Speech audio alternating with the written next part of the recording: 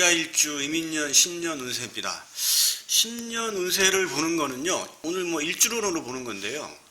세운 천간 임수하고 세운 지지가 임목이죠. 오늘 보는 게 임자일주인데요. 요 임자하고 임인과의 관계에서 어떤 작동을 하는지를 잘 살펴보면서 10년 운세를 한번 예측해 보겠습니다. 2022년 이민년 호랑이띠 해죠. 일단 임자일주가 어떤 일주인지를 한번 보시게 되면 지장간에는 임수하고 이제 개수가 있죠. 그리고 천간지지가 전부 양으로 구성되어 있기 때문에 음적 속성보다는 이제 양적 속성이 좀 강하고, 그리고 이제 약간 성격도 좀 외성적이다, 이렇게 이제 볼 수가 있겠습니다. 임자는 이제 12운성상 임수가 자수를 보면은 이제 왕지에 해당이 되는데요. 이 왕지라는 거는 이제 12운성 절태양 생육대 노광세 병사묘 총 12가지 단계 중에서 가장 높은 위치, 가장 왕성한 어떤 위치에 있기 때문에 이 왕이 이제 의미하는 거는 일단은 기본적으로 이제 개척력, 그다음에 이제 좀 이렇게 좀 전문적이고 독립적이고, 그리고 굉장히 힘있게 이제 앞으로 전진하는 그러한 이제 형태로 이제 볼 수가 있겠습니다. 이제 일인격인데요. 이거는 이제 양인이라 그래서 이제 천간, 그러니까 일간이 지지에 이제 겁재를 보는 건데요. 그게 다 양인으로 보기는 좀 그렇고, 일단 제일 대표적인 게 이 병호일주하고 이제 무호일주, 임자일주, 이렇게 세 가지가 대표적인 양인에 해당이 됩니다. 양인격이라고 하는 거는 월지의 양인을 이렇게 갖고 있으면은 이제 양인격입니다. 예를 들어서 병일간이 이제 5월에 태어났다, 아니면 무일간이 5월에 태어났다, 이런 화토동법으로 이제 그렇고요. 임일간이 자월에 태어났다, 이렇게 한다 그러면 양인격이 되는 거고, 그거를 이제 일지에 깔았다 보면 일인격이라고 이제 이렇게 합니다. 일단 양인격이 더 이제 강하죠. 이제 물론 이제 일인격도 양인격과 마찬가지로 만만치 않습니다. 실제 사주를 이제 보게 되면 이 병호일주, 무호일주, 임자일주, 한 자존심하고 한 성격 장난 아닙니다. 예. 이 양인의 속성은 이제 권력이죠. 그 다음에 독립심, 그 다음에 전문성입니다. 일반적이지 않아요. 경쟁력이 굉장히 강합니다. 그래서 기본적으로 배포가 크고 자존심이 좀 강합니다. 안하문이라고 했는데 그 정도로 세다라고 이제 볼 수가 있겠고요. 사회적으로 본다면 이제 남 밑에서 일하기가 쉽지가 않아요. 그래서 이 임자, 병호, 무호, 이렇게 이 양인격, 일인격이 있는 사람들은요, 일단은 전문적인 어떤 직업을 가져야 됩니다. 일반적인 회사에서는 적응하기가 쉽지가 않아요. 그게. 예. 그래서 이제 대표적인 게 이제 백호살을 가졌거나 괴강이나 양인, 이 세 가지가 신살 3인방이라고 해가지고 아주 센 직업이 맞습니다. 그게 왜 그러냐면 한 자존심 합니다. 그리고 이제 굉장히 어떤 추진력이 강하고 남 밑에서 일하지 못하는 그러한 어떤 지도자적인 기질이 굉장히 강하기 때문에 이제 그런 건데요. 그래서 이 직업도 센 직업이 맞아요. 이 괴강, 백호, 양인, 의료계통, 교육계통, 종교, 검사, 경찰, 체육계통, 이제 회사를 간다면 전문직으로 가야 돼요. 이런 직업군의 공통적인 특성이 전문직이죠. 그러니까 이게 남 밑에서 일을 하는 직업이 아니죠. 이거는 그냥 자기만의 어떤 바운다리를 가지고 하는 직업이기 때문에 그렇습니다. 그 다음에 임자일주는 간여지동이죠. 천간과 지지가 다 양으로 이제 구성이 되어 있습니다. 이 간여지동 사주가 부부관계가 유정하기가 쉽지가 않아요. 그래서 남녀 공이, 배우자의 관계는 굉장히 유의를 해야 되겠다, 이렇게 볼 수가 있습니다.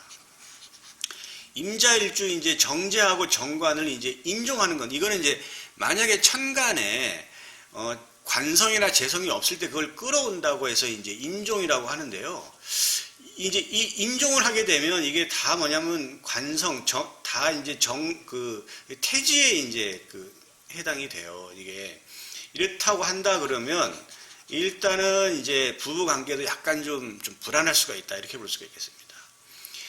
비견겁자가 있죠. 근데 비견이 똑같이 이거는 왕자 왕궁이 되겠죠. 같은 이제 임자는 왕에 있고 또 지장간에는 임수도 자수를 보니까 이제 왕자 왕궁이기 때문에 임자 일주 형제 자매 중에 나같이 비슷한 사람이 있겠다 한다는 얘기는 불화 가능성이 있죠.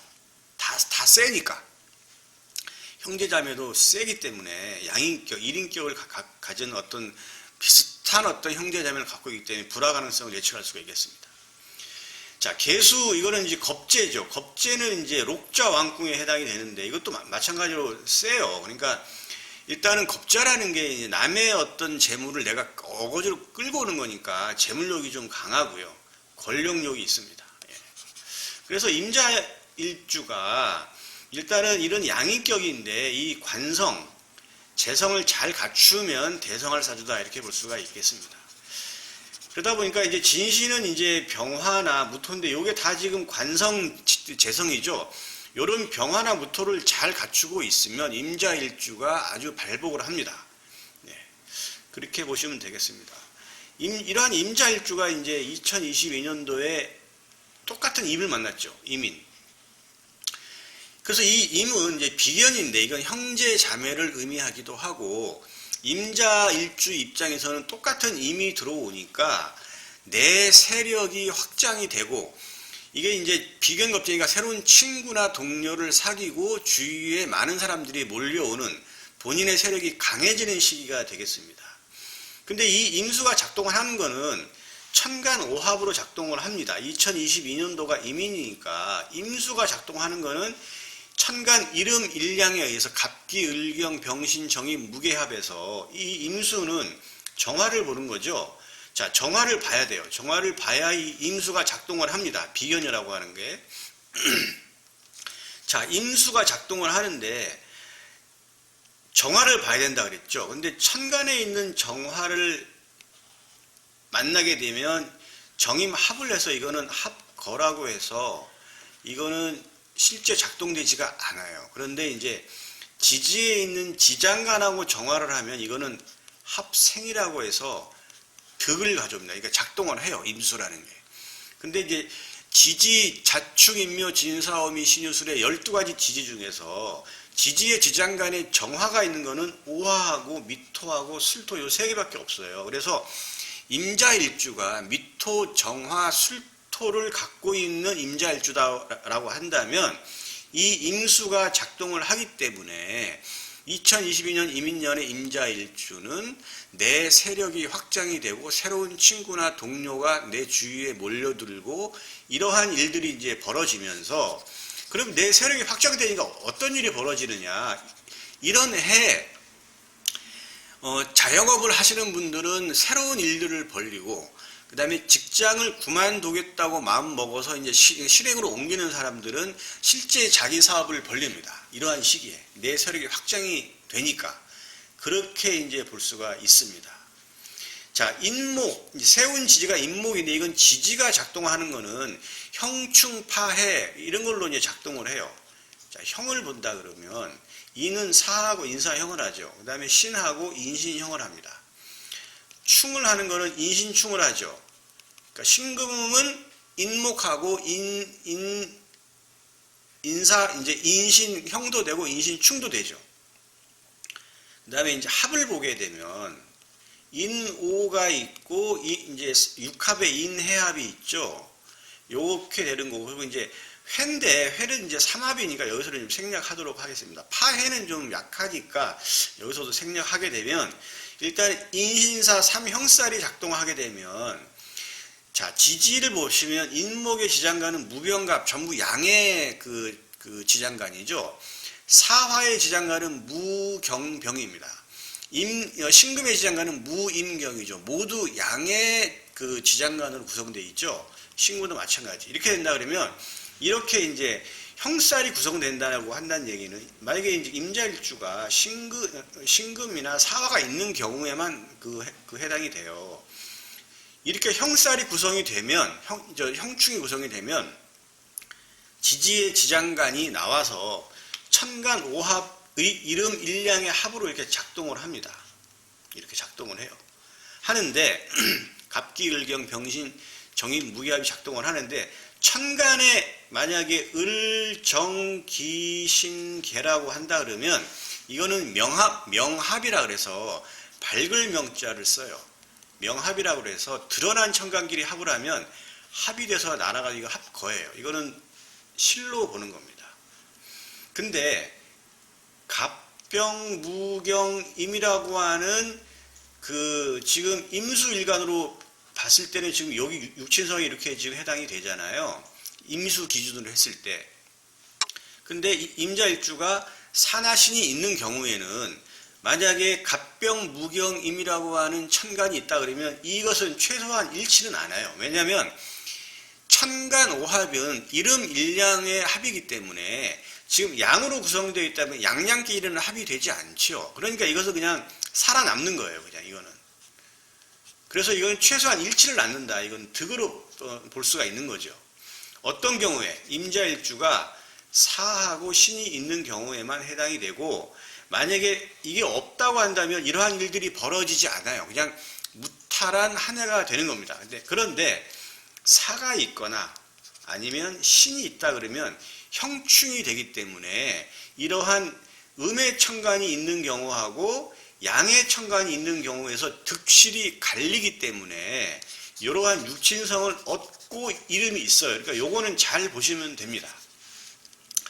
그 다음에 이제 이는 이제 인호 이제 이렇게 그 반합을 하죠. 반합을 하는 이건 삼합의 이제 반합인데 인오라고 이제 이거는 이제 인호술의 삼합의 이제 그 반합의 화국이죠. 화국입니다. 그러면 임수 입장에서 화는 재를 의미하는 거죠. 이건 재물입니다. 돈. 그렇게 된다 그러면 임자일주가 예를 들어서 말띠다. 아니면 5월에 태어났다. 오시에 태어났다 한다 그러면 인호 반합의 화국을 형성하기 때문에 이거는 재국이죠. 그렇기 때문에 이건 재적인 성취를 의미합니다.